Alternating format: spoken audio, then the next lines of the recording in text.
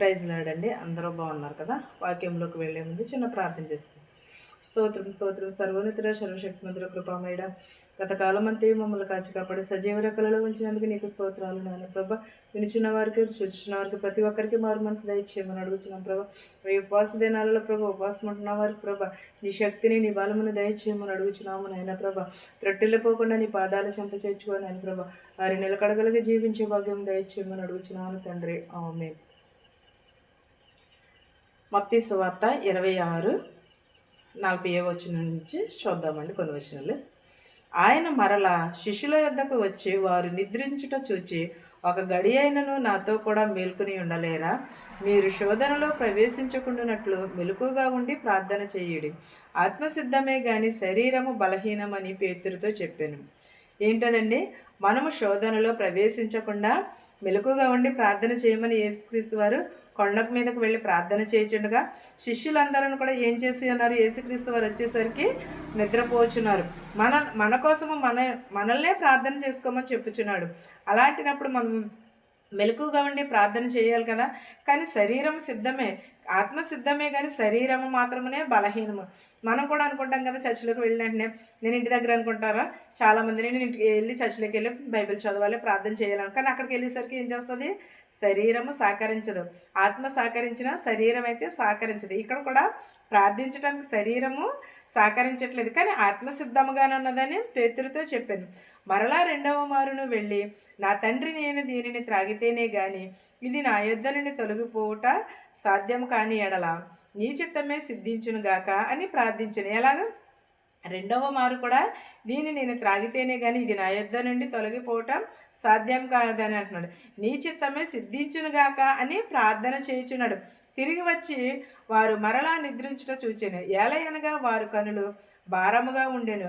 ఆయన వారిని మరలా విడిచి వెళ్ళి ఆ మాటలే చెప్పుచు మూడవ మారు ప్రార్థన చేశాను.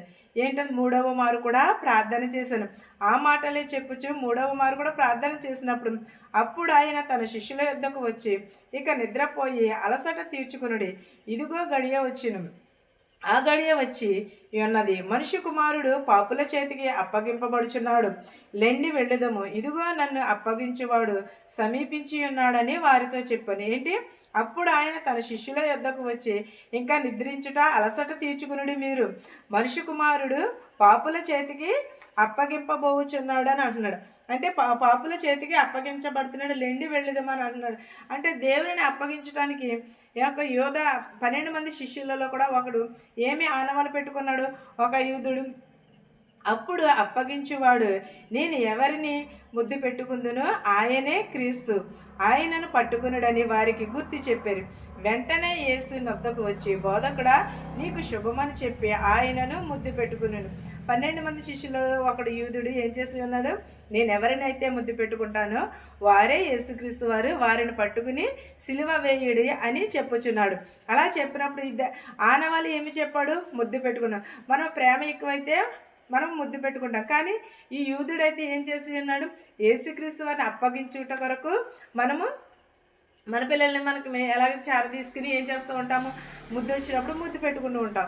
కానీ ఇక్కడ ఈ శిష్యుడైతే ఏం చేయించున్నాడంటే, యూదుడు నేను ఎవరినైతే ముద్దు పెట్టుకుంటానో వాడే యేసుక్రీస్తు, వారిని వచ్చి వెంటనే సంహరించము, ఆయనను పట్టుకుని సిలివేయమని అంటున్నాడు.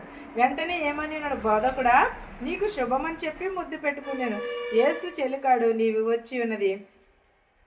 వచ్చినది చేయమని అతనితో చెప్పగా వారు దగ్గరకు వచ్చి ఆయన మీద పడి ఆయనను పట్టుకునిరి. అంటే ఏమన్నా? యేసుక్రీస్తు వారికి ముందే తెలుసు కదా ఆయనను అప్పగించడానికి యూదుడు వస్తాడని, అప్పగించి పాపుల చేతికి అప్పగింపబడతాడని. అప్పుడు చెలికాడా నీవు వచ్చిన పని చేయము అని అంటున్నాడు. అలాగే మనం కూడా ఏం చేస్తామంటే ఒక ఆనమాలు చెప్తాం. మనం కూడానే ఉంటారు చాలామంది, మనల్ని మోసం చేస్తుంటారు. కానీ దేవుడిని కూడా తన కూడా ఉండే అలాగే మోసం చేశారు, అలాగే శిక్ష విధించారు, అలాగే పట్టించి కానీ లేఖనములకు నెరవేర్చడానికి యేసుక్రీస్తు వారు ఈ లోకంలోనికి వచ్చి ఉన్నాడు. లేఖనములు నెరవేర్చి మళ్ళీ తిరిగి వెళ్ళిపోతున్నాడు.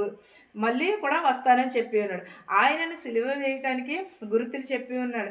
మన కోసం ఏడవమన్నాడు. శ్రమ పడినను సరే పాపుల చేతికి అప్పగింప. మనం చేసిన పాపాల కోసమే ఆయన సిలువలో బలి అయినాడు. మనం చేసిన దోషములను బట్టే మన అసూయ. కానీ సిలువ వేయటానికి తీర్పు చెప్పినప్పుడు ఏమైనా బర్బానా యేసునానంటే వాళ్ళందరూ కూడా ఏం చేసి ఉన్నారు? అసూయ చేత ద్వేషము చేత యేసునే సిలువేయమన్నారు. బర్బాని విడుదల చేయమన్నాడు. బర్బాని విడుదల చేయమని అందరూ కూడా అన్నారు. అంటే వాళ్ళు అసూయ ద్వేషము ఉండబట్టే కదా యేసుక్రీస్తు వారిని అప్పగించి ఉన్నారు. మనం చేసిన పాపములకు ఆయన సిలువలో బలి అయినాడు. మనం చేసిన దోషములకు ఆయన సిలువలో బలి అయినాడు. ప్రతి ఒక్కరమును కూడా మనము దేవుడిచ్చే మహిమను పొందలేకపోతున్నాం. ఎందువలన మనం చేసిన పాపములకు ఆయన బలి అయినాడు. ఆయన సిలువలో బలి అయినాడు. మనం ఏం చేయాలి? దేవుడు అంటే భయమును భక్తిని కలిగి ఉండాలి. దేవుని యందు భయమును భక్తి లేకోకుండా ఏం చేస్తున్నాడు? మన ఇష్టం వచ్చినది మాట్లాడేస్తున్నాం. ఒక్కసారి నీవు ఎలా ఉంటున్నావు ఒక్కసారి గుర్తించుకో. ఒక్కసారి నువ్వేం మాట్లాడుతున్నావు ఎప్పుడైనా గుర్తించుకుంటున్నావా? నేను పెద్ద బోధ చేసేస్తున్నాను కదా, పెద్ద బోధకుడిని అనుకుంటున్నావేమో. ఒకవేళ నేను చాలా భక్తిపరుడిని అనుకుంటున్నావేమో. ఒకవేళ నేను చెప్పింది రైట్ అని. గొర్రెలకు మంచి కాపరిగా ఉండాలి తప్ప కానీ తప్పుదోవని నడిపించే కాపరిగా మనం ఎప్పుడూ కూడా ఉండకూడదు. చాలామంది అనుకుంటారు నేను చెప్పిందే రైట్, నేను చెప్పిందే వేదమని. కానీ యేసుక్రీస్తు వారి ఎడల కూడా అలాగే జరిగినది. ఎందుకంటే ప్రజలు చెప్పినదే జరిగింది. కానీ యేసుక్రీస్తు వారు అన్నది ఆయన 3 రోజుల్లోకి దేవాలయాన్ని కడతాననేది అది అబద్ధమని, అది తప్పని వాళ్ళు ఈ పాపంలో. కానీ అవి మంచి పనులే కదా. మంచి చేస్తే ఎప్పుడు కూడా చెడే ఎదురవుతుంది. మనం ఎప్పుడు ప్రతి వారికి ఏమనుకుంటాం? మనం మంచిగా చేయాలని అనుకుంటాం. కానీ అది ఏం చేస్తుందని తిరిగి చెడు కిందనే వస్తుంది. దేవుడు కూడా అంతే కదా. ప్రతి ఒక్కరికి మంచిగా చేశాడు. ప్రతి ఒక్కరిని రక్షించాడు. మీకోసము మీ పిల్లల కోసము ఏడవమన్నాడు. నన్ను పాపుల చేతికి అప్పగించడానికి ఒక యూదుడు వస్తాడన్నాడు. 12 మంది శిష్యులలో కూడా ఒకడు అప్పగిస్తాడని చెప్పి ఉన్నాడు. అలాగే కానీ దానికి ఆనవాళ్ళు పెట్టుకున్నాడు, దాన్ని గుర్తు పెట్టుకున్నాడు. అయినను సరే యేసుక్రీస్తు వరకు తెలిసినను సరే ఒక మాట అయినను అనలేదు. తిరిగి ఒక మాట అయినను కూడా సమాధానమును కూడా చెప్పలేదు. ఎందువలన లేఖనములు నెరవేర్చిన తండ్రి ఈ లోకమునకు పంపించున్నాడు కుమారుని. ఎందుకుని? మనం చేసిన పాపములను బట్టి మనకి మారు మనసు కలగాలని, మనకి రక్షణ భాగ్యమును కలగాలని అని దేవుడు మనలను రక్షించడానికి ఈ లోకంలోనికి పంపి ఉన్నాడు. మనము ఎవరికి కావాలి? వైద్యుడు. ఆరోగ్యంగా ఉంటే వైద్యుడు కావాలా? అక్కర్లేదు కదా. ఒకసారి చూద్దాం. లోకా సువార్త 5:31 ఒకసారి చూద్దామండి. అందరూ యేసు రోగులకే కానీ ఆరోగ్యం గలవారికి వైద్యుడు అక్కర్లేదు. మారు మనసు పొందుటకే నేను పాపులను పిలువ వచ్చి తిని కానీ నీతిమంతులను పిలువ రాలేదని వారితో చెప్పాను. ఎవరు? ఆరోగ్యం గలవారికి వైద్యుడు అక్కర్లేదు. పాపులను పిలువ వచ్చి తిని, పాపులను రక్షించటానికే వచ్చాను తప్ప కానీ నేను మిమ్మలను పాపము చేయని వారి కోసం అయితే కాదు. పాపము చేసిన వారిని రక్షించడానికి, వెదకి రక్షించడానికి ఈ లోకంలోనికి మనందరినీ కూడా రక్షించి యేసుక్రీస్తు వారు ఏమై ఉన్నారు? సిలువలో బలి అయి ఉన్నారు. ఆయన కాచిన రక్తము వలన, ఆయన తిన దెబ్బల వలనే మనకి స్వస్థత కలిగి ఉన్నది. అందును బట్టే మనం ఏం చేయాలంటే మారు మనసును కలిగి ఉండాలి, రక్షణ భాగ్యమును కలిగి ఉండాలి. ఈ వాక్యము మనందరికీ తోడయ్యుండును గాక. ఆమేన్. స్తోత్రం స్తోత్రం. సర్వోన్నతుడ సర్వశక్తిమంతుడ కృపామయుడా, నీకు లెక్కలేని స్తోత్రాలు నాయన. విరిగి నలిగిన హృదయమును దయచే, మారు మనసు దయచే ప్రభువా. నాయన ప్రభ చూచిన వారికి నిచ్చిన వారికి ప్రభు రక్షణ భాగ్యం దయచే ప్రభువా. నీకు వందనాలు, నీకు స్తోత్రాలు యేసయ్యా. నేను ప్రభు మా శత్రువులు మిత్రువులు దీవించిన ఆయన, ధనుకులనేమి భేదాలనేమి దీవించిన ఆయన ప్రభ, మమ్మల్ని కొట్టిన వారిని తిట్టిన వారిని ప్రభ క్షమించే హృదయం మాకు దయచేసినందుకు నీకు లెక్కలేని స్తోత్రాలు వందనాలు నాయన ప్రభ. నేను బస్సులో వెలిచిన, రైల్లో వెలిచిన, హెలికాప్టర్, ఆటోలు, ట్యాక్సీలో వెలిచిన వారిని వారి గృహాలకు సురక్షితంగా చేర్చమని అడుగుతున్నాం ప్రభ. ఎవరెవరైతే ఏ చేతి పనులు అయితే చేస్తున్నారో వారి చేతి పనులను దీవించిన ఆయన ప్రభ. ఉపవాసం ఉన్న ప్రతి ఒక్క బిడ్డని ప్రభ సాతానికి లొంగకోకుండా నిలకలు కడిగి జీవించే భాగ్యంను దయచేయమని అడుగుచున్నాను నాయన ప్రభ.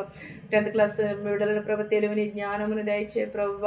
అనేక మంది రోగములతో వ్యాధులతో బాధపడుచున్నారు ప్రభ. వారందరినీ స్వస్థపరచున్నాయన ప్రభ. పిల్లలేని వారికి పిల్లలు దయచే ప్రభ. గర్భిణీ స్త్రీలకు సిలువైన కనుక దయచే ప్రభ. ఎగ్జామ్ రాయించిన ప్రతి ఒక్క బిడ్డకి నేను ప్రభ తెలివిని జ్ఞానముని జ్ఞాపక శక్తిని దయచేయమని అడుగుచున్నాను నాయన ప్రభ. అయినా నేను నీకు తెలిసిన ప్రభు సమస్తము చూచుచున్నవాడు ప్రభ. ఇతర దేశాల్లో యుద్ధాలు జరుగుచున్న ప్రభ, యుద్ధాలను ఆబ్జేయమని అడుగుచున్నాము నాయన ప్రభ. వారికి స్వస్థతను దయచే ప్రభ, సరిహద్దులలో సమాధానం దయచే ప్రభ. ఇతర దేశం వెళ్ళాలని రావాలని ప్రయాణం చాలా మంది పెట్టుకున్నారు ప్రభ. వారి సురక్షితంగా వచ్చుటకు వెళ్ళుటకు సహాయం చేయమని అడుగుచున్నాను నాయన ప్రభ. విరిగి నలిగిన హృదయంను దయచే ప్రభ, మారు మనసు దయచే ప్రభ, రక్షణ భాగ్యమును దయచే ప్రభ. ఎంకను ప్రభ ఎవరినైతే మర్చిపోయింటే వారందరినీ కూడా దీవించిన ఆయన ప్రభ. నేను మా దేశాలని మా సంఘాలని దీవించిన ఆయన ప్రభ. విరిగి నలిగిన హృదయంను దయచేయమని ప్రతి ఒక్కరికి రక్షణ భాగ్యం దయచేయమని అడుగుచున్నాను తండ్రి. ఆమేన్. పరలోకమందున మా తండ్రి, నీ నామము పరిశుద్ధపరచబడును గాక, నీ రాజ్యం వచ్చును గాక, నీ చిత్తము పరలోకమందు భూమిందు నెరవేరినట్లును మనిదిన ఆహారం నేడు మాకు దయచేయము. మరణస్తులను మేము క్షమించిన ప్రకారము మరణములను క్షమించము. దుష్టు నుండి శోధన నుండి తప్పించుము.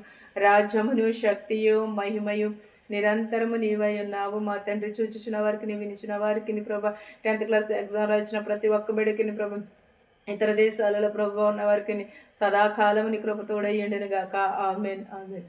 అందరికీ వందనాలండి.